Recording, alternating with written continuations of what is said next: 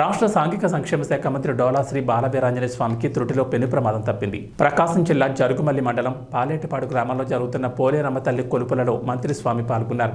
కొలుపుల సందర్భంగా ఎడ్ల బండను సుందరంగా అలంకరించి గ్రామ వీధుల్లో అలంకరించడం ఆనవాయితీ. ఊరేగింపు కార్యక్రమాన్ని ప్రారంభిస్తుండగా ఎద్దులు బెదిరి మంత్రి స్వామిపైకి ఒక్కసారిగా దూకాయి.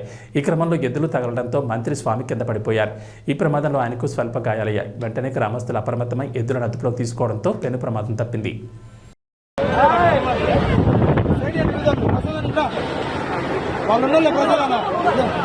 సార్ కొంచెం ముందు రండి సార్, వెనక తగిలింది.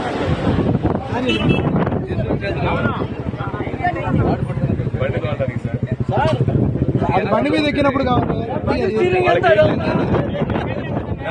తీసేయండి అన్న.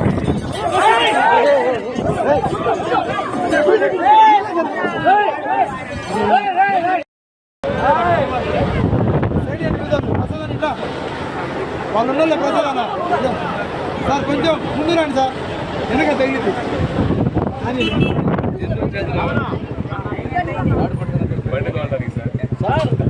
అది బండి మీద ఎక్కినప్పుడు కావాలి